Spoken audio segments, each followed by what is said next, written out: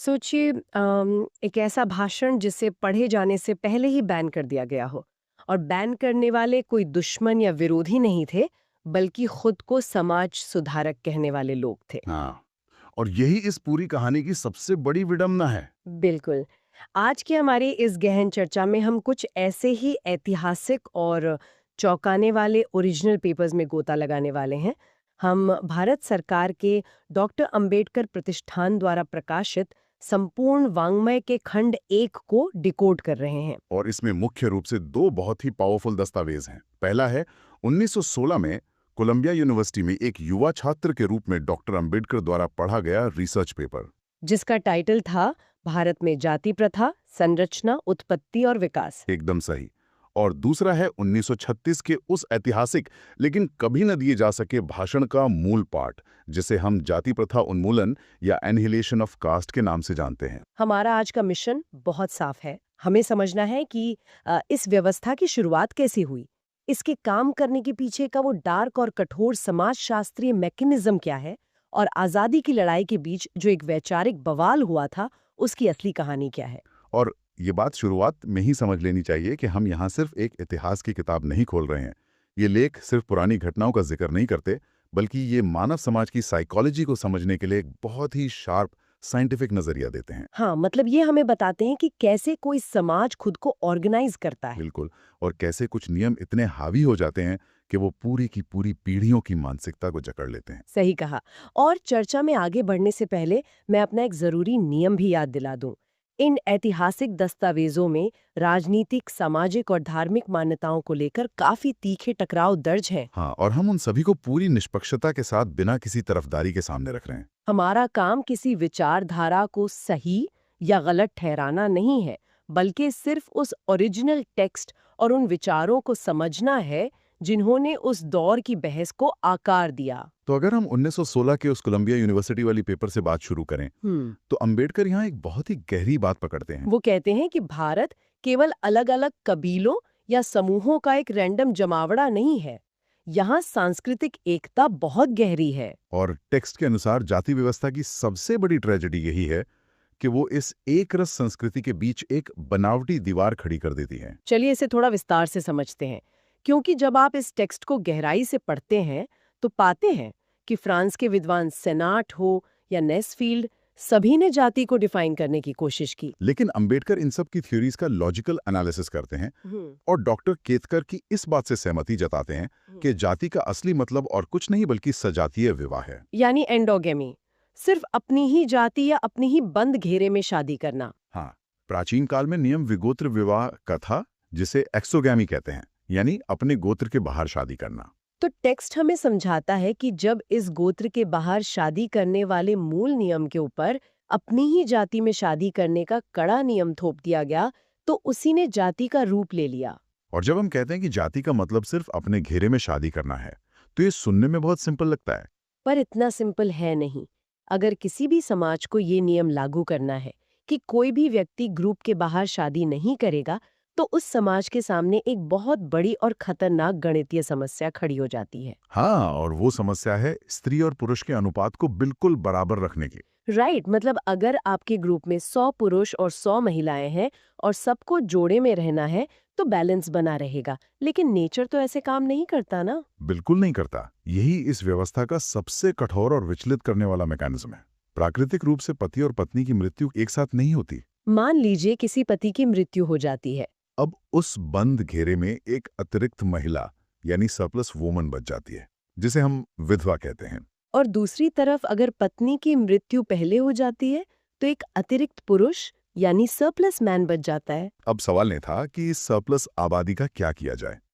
अगर इन्हें ऐसे ही आजाद छोड़ दिया गया, तो इनकी पूरी संभावना है कि ये ग्रुप के बाहर किसी से शादी कर लेंगे। और अगर ऐसा हुआ तो वो एंडोगेमी का बंद घेरा टूट जाएगा। मतलब सिर्फ इसलिए ताकि कोई अपनी जाति के बाहर शादी ना कर ले, समाज ने उन क्रूर प्रथाओं को जन्म दिया जिन्हें हम अक्सर केवल धार्मिक या सांस्कृतिक परंपरा मानकर ग्लोरीफाई कर देते हैं। यहाँ जो सबसे दिलचस्प बात है वो ये है कि कैसे इस सिस्टमैटिक प्लानिंग को समाज की भलाई और आदर्श का नाम दे दिया गया। ये पढ़कर रोंगटे खड़े हो जाते हैं कि सती प्रथा या आजीवन विधवापन कोई रैंडम ट्रेडिशन नहीं थे। ये इस अतिरिक्त महिला को ठिकाने लगाने के लिए रचे गए क्रूर लेकिन बहुत ही सिस्टमैटिक टूल्स थे। टेक्स्ट विश्लेषण करता है कि उस सरप्लस महिला को सिस्टम से बाहर करने के दो ही रास्ते थे।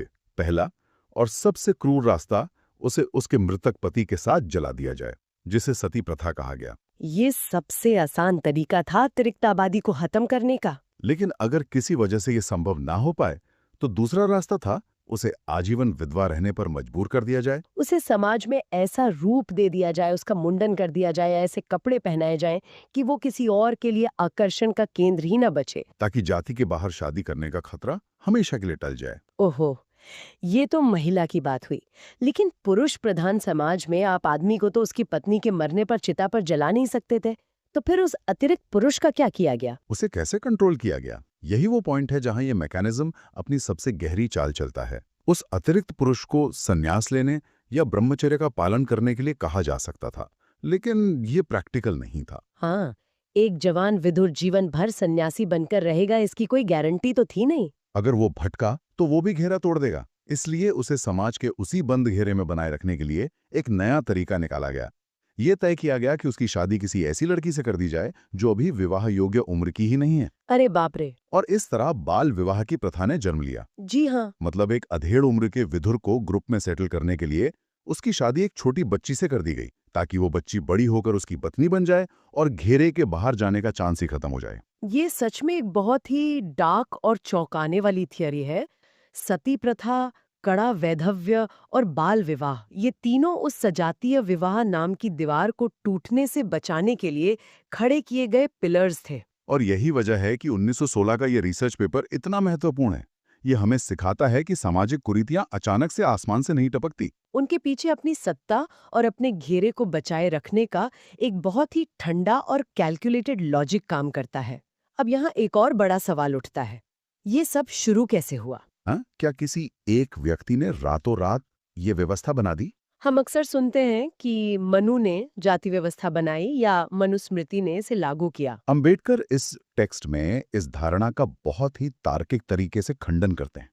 वे स्पष्ट करते हैं कि मनु ने जाति व्यवस्था का निर्माण नहीं किया था। किसी एक इंसान के पास इतनी जादुई ताकत नहीं हो सकती कि वो पूरे उपमहाद्वीप पर रातों रात एक ऐसा जटिल सिस्टम थोप दे। बिल्कुल, मनु के समय से बहुत पहले ही ये व्यवस्था समाज में अपनी जड़ें जमा चुकी थी।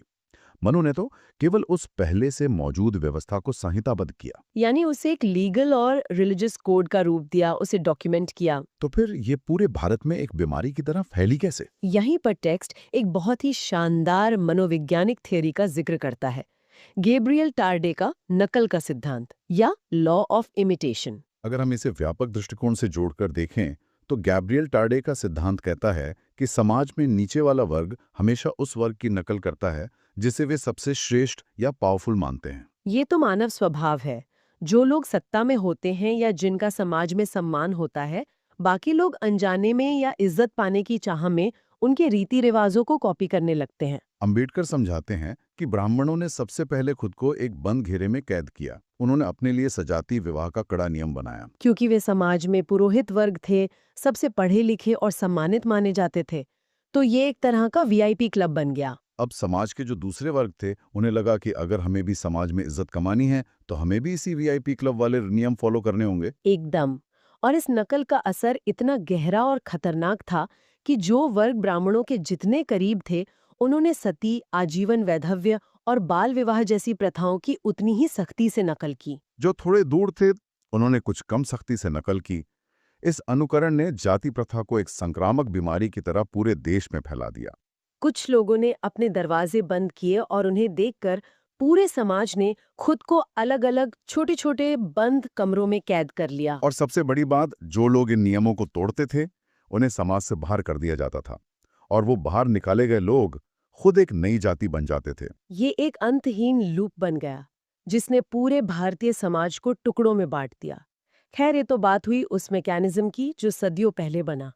लेकिन यहाँ कहानी खत्म नहीं होती। हाँ, जब हम इतिहास के पन्नों को पलटकर 1936 में आते हैं, तो ये वो समय था जब आज़ादी की लड़ाई चरम पर थी और यहाँ एंट्री होती है उस ऐतिहासिक ड्रामे की जिसका जिक्र हमने शुरू में किया था। एक ऐसा भाषण जो कभी दिया ही नहीं जा सका।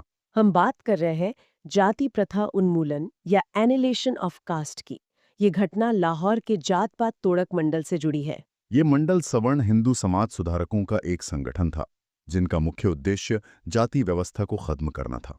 उन्होंने डॉक्टर अंबेडकर के काम को देखकर उन्हें अपने वार्षिक सम्मेलन की अध्यक्षता करने और मुख्य भाषण देने के लिए आमंत्रित किया। लेकिन कहानी में ट्विस्ट तब आया जब अंबेडकर ने अपने भाषण का ड्राफ्ट प्रिंट होने के लिए मंडल को भेजा। टेक्स्ट में मंडल के सचिव हर भगवान और डॉक्टर अंबेडकर के बीच हुए पत्रों का पूरा आदान प्रदान जस का तस दर्ज है।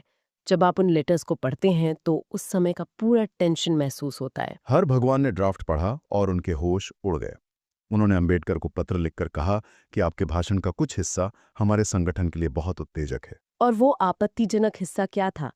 अंबेडकर ने अपने भाषण में सिर्फ जाति के बाहरी नियमों पर हमला नहीं किया था, बल्कि उन्होंने वेदों और शास्त्रों की उस अथॉरिटी पर ही सवाल उठा दिया था जो इस व्यवस्था को धार्मिक पवित्रता देते हैं। साथ ही उन्होंने उस ड्राफ्ट में ये घोषणा भी कर दी थी कि एक हिंदू के रूप में ये उनका आखिरी भाषण होगा।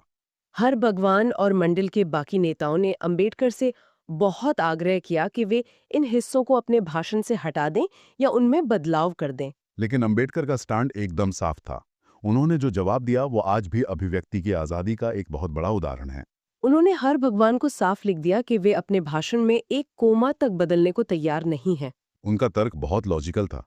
उनका कहना था कि जाति कोई ईंट पत्थर की दीवार नहीं है जिसे आप फांद जाएंगे। ये एक मानसिक स्थिति है, ये एक मान्यता है। और जब तक आप उन धार्मिक टेक्स्ट्स या उन मान्यताओं पर ही सवाल नहीं उठाएंगे जिन्होंने लोगों के दिमाग में ये बात डाली है, तब तक आप लाख कोशिश कर लें, ये व्यवस्था खत्म नहीं होगी। ये सिर्फ एक भाषण के छपने या न छपने का विवाद नहीं था। ये सुधार के दो अलग अलग तरीकों का टकराव था। मंडल के लोग चाहते थे कि सुधार हो, लेकिन वो शायद समाज की उन गहरी धार्मिक भावनाओं को सीधे ठेस पहुंचाने से बचना चाहते थे। दूसरी तरफ अंबेडकर समस्या की जड़ पर प्रहार करना चाहते थे। परिणाम यह हुआ कि अंबेडकर ने कहा कि अगर आप मेरा पूरा भाषण जस का तस स्वीकार नहीं कर सकते तो सम्मेलन रद्द कर दीजिए। और मंडल ने वाकई वो सम्मेलन रद्द कर दिया। लेकिन डॉक्टर अंबेडकर रुकने वाले नहीं थे। उन्होंने अपने खुद के खर्च पर उस अनकहे भाषण की 1000 प्रतियां छपवाईं। और वो बिना दिया गया भाषण, जिसे बैन कर दिया गया था, आगे चलकर इतिहास का एक ऐसा मास्टरपीस बन गया जिसने पूरी दुनिया के समाजशास्त्रियों का ध्यान खींचा। और इसी घटना से जुड़ा हुआ एक और बड़ा डिबेट इस टेक्स्ट में सामने आता है, जो उस दौर के भारत की राजनीतिक दिशा तय कर रहा था। वो डिबेट था राजनीतिक आजादी बनाम सामाजिक सुधार। तो इन सबका असल मतलब क्या है? मतलब जब देश अंग्रेजों का गुलाम था तो प्रायोरिटी क्या होनी चाहिए थी, आजादी या समाज सुधार? 19वीं और 20वीं सदी के भारत में ये सबसे ज्वलंत बहस थी। टेक्स्ट में अंबेडकर बहुत ही बारीकी से इस इतिहास को ट्रेस करते हैं। एक तरफ इंडियन नेशनल कांग्रेस थी जो राजनीतिक सुधार और अंग्रेजों से आजादी की मांग कर रही थी, और दूसरी तरफ नेशनल सोशल कॉन्फ्रेंस थी, जो समाज के अंदर की कुरीतियों जैसे बाल विवाह, सती और जाति प्रथा को दूर करने पर जोर दे रही थी। शुरुआत में दोनों मंच एक साथ चलते थे। उनके अधिवेशन अक्सर एक ही पंडाल में होते थे। लेकिन जल्द ही राजनीतिक खेमे ने सामाजिक सम्मेलन का कड़ा विरोध करना शुरू कर दिया। टेक्स्ट में W.C. बैनर्जी का एक बयान कोट किया गया है जो राजनीतिक खेमे की मानसिकता को बहुत अच्छी तरह दिखाता है। वे कहते हैं कि क्या हम इसलिए राजनीतिक आजादी के योग्य नहीं हैं क्योंकि हमारी विधवाएं अविवाहित रह जाती हैं या हमारी लड़कियों की शादी जल्दी कर दी जाती है? उनके लिए सोशल रिफॉर्म एक अलग और बाद में सुलझाया जाने वाला मुद्दा था। उनका मानना था कि समाज सुधार आजादी की लड़ाई का रास्ता नहीं बनना चाहिए। लेकिन अंबेडकर के लिए ये तर्क पूरी तरह से खोखला और बेमानी था। उनके अनुसार जो लोग इस तरह की बातें कर रहे थे वे असल में कभी उस सामाजिक पीड़ा से गुजरे ही नहीं थे। अंबेडकर तर्क देते हैं कि सामाजिक सुधार कोई लग्जरी या ऐशो आराम की चीज नहीं है। यह लाखों लोगों के मानवीय अस्तित्व, उनकी डिग्निटी, उनके जिंदा रहने का सवाल है। और इस बात को साबित करने के लिए वे जमीनी हकीकत के कुछ ऐसे उदाहरण देते हैं जो आज पढ़कर किसी का भी दिल दहल जाए। वो उदाहरण सच में विचलित करने वाले हैं। जब हम उन्हें पढ़ते हैं तो समझ आता है कि ये सिर्फ भेदभाव की बात नहीं थी, ये इंसानियत को पूरी तरह कुचल देने की बात थी। जैसे अंबेडकर मराठा साम्राज्य में पेशवाओं के शासनकाल का उदाहरण देते हैं। उस समय अछूतों के लिए नियम था कि उन्हें अपनी कमर में एक झाड़ू और गले में एक थूकदान या बर्तन बांधकर चलना पड़ता था। झाड़ू इसलिए ताकि जब वो चलें तो उनके पैरों के निशान पीछे से मिटते जाएं और कोई सवर्ण भूल से भी उन निशानों पर पैर रखकर अपवित्र न हो जाए। और गले में थूकदान इसलिए ताकि उनका थूक जमीन पर न गिरे। और सिर्फ पुराने समय में ही नहीं, अंबेडकर अपने दौर के आसपास के उदाहरण भी देते हैं। जैसे मध्य भारत के बलाई समाज का उदाहरण टेक्स्ट में बहुत विस्तार से दर्ज है। भलाई समाज के लोगों पर ऐसे नियम थोपे गए थे जो उन्हें इंसान का दर्जा ही नहीं देते थे। उन्हें सोने चांदी के आभूषण पहनने की सख्त मनाही थी। वे रंगीन या अच्छे फैंसी कपड़े नहीं पहन सकते थे। अगर किसी सवर्ण हिंदू के घर में शादी है तो बलाई समाज के लोगों को बिना किसी पैसे के मुफ्त में वहां बाजा बजाने के लिए मजबूर किया जाता था। और सबसे डरावनी बात तो ये थी कि अगर किसी सवर्ण हिंदू की मौत हो जाए तो दूर दराज के गांवों में मीलों पैदल चलकर मौत की खबर देने का काम भी इसी समाज के लोगों को करना पड़ता था, वो भी बिना किसी मजदूरी के। और अगर वे इन नियमों को मानने से इनकार कर दें तो उनका पूरा सामाजिक और आर्थिक बहिष्कार कर दिया जाता था। उन्हें गांव से बाहर निकाल दिया जाता था। जब हम इन बातों पर गौर करते हैं तो अंबेडकर का वो गुस्सा और उनकी वो जिद एकदम सही लगने लगती है। बिल्कुल, यही कारण था कि डॉक्टर अंबेडकर ये मानते थे कि जब तक समाज में इस स्तर की घोर असमानता और क्रूरता मौजूद है, तब तक केवल राजनीतिक आज़ादी हासिल कर लेने का कोई अर्थ नहीं रह जाता। उनका सवाल था कि अगर अंग्रेज चले भी गए, लेकिन समाज के निचले पायदान पर खड़े व्यक्ति के गले में बंधा वो थूकदान नहीं हटा, तो उसके लिए आज़ादी का क्या मतलब? उनके लिए जब तक समाज के हर इंसान को सामाजिक आज़ादी और मानवीय गरिमा नहीं मिलती, तब तक कोई भी राजनीतिक आज़ादी अधूरी है। इस पूरे चर्चा ने सच में इतिहास के उन पन्नों को एक नए नजरिए से देखने पर मजबूर कर दिया है। आज के इस डीप डाइव में हमने इन ऐतिहासिक टेक्स्ट्स के जरिए ये समझा कि जाति सिर्फ एक शब्द या कोई पुराना ट्रेडिशन नहीं है। ये एंडोगैमी यानी सजातीय विवाह का एक बहुत ही कोल्ड और कैलकुलेटेड स्ट्रक्चर है। हमने देखा कि कैसे इस बंद घेरे को बनाए रखने के लिए अतिरिक्त आबादी यानी विधवाओं और विधुरों का क्रूरता से प्रबंधन किया गया। और कैसे ये नकल के सिद्धांत ने खुद को श्रेष्ठ दिखाने की होड़ में इस सिस्टम को एक संक्रामक बीमारी की तरह पूरे देश में फैला दिया। और 1936 के जात पात तोड़क मंडल वाले वाकये ने हमें ये भी दिखाया कि बदलाव का रास्ता कितना मुश्किल होता है। जब आप किसी समाज की उन मान्यताओं पर सीधा सवाल उठाते हैं जिन्हें वो पवित्र मानते हैं, तो सबसे पहले आप पर सेंसरशिप की कैंची चलती है। विचारों की आज़ादी और सामाजिक न्याय की ये लड़ाई सिर्फ राजनीतिक नहीं बल्कि गहरी मनोवैज्ञानिक और वैचारिक लड़ाई रही है। ये एक बहुत ही महत्वपूर्ण सवाल खड़ा करता है। अंबेडकर ने 1916 में ही बता दिया था कि इंसान कैसे खुद को श्रेष्ठ समझने के लिए बंद कमरों में कैद कर लेता है और दूसरों को बाहर कर देता है। अगर हम इतिहास के उस चश्मे से आज के मॉडर्न और डिजिटल युग को देखें तो बात सोचने लायक है। आज हम सब सोशल मीडिया पर हैं, हम वहाँ क्या करते हैं? हम अपने विचारों से मेल खाने वाले लोगों के छोटे छोटे इको चेम्बर बना लेते हैं। हम सिर्फ उन्हीं को फॉलो करते हैं जो हमारी तरह सोचते हैं। और जैसे ही कोई ऐसा विचार हमारे सामने आता है जो हमसे अलग है या जो हमें असहज करता है, हम बिना बहस किए उसे तुरंत ब्लॉक कर देते हैं या कैंसिल कर देते हैं। तो सोचने वाली बात यह है कि क्या हम आज भी इस 21वीं सदी के डिजिटल युग में नए और आधुनिक तरीकों से उसी बंद दरवाजे और वैचारिक छुआछूत की मानसिकता को नहीं दोहरा रहे हैं? क्या हमारी ये ब्लॉक करने की और सिर्फ अपने ही वैचारिक घेरे में रहने की आदत उसी पुराने मनोवैज्ञानिक विभाजन का एक नया और मॉडर्न रूप तो नहीं है? इस पर अकेले में जरूर विचार कीजिएगा। आज की इस गहन चर्चा में बस इतना ही।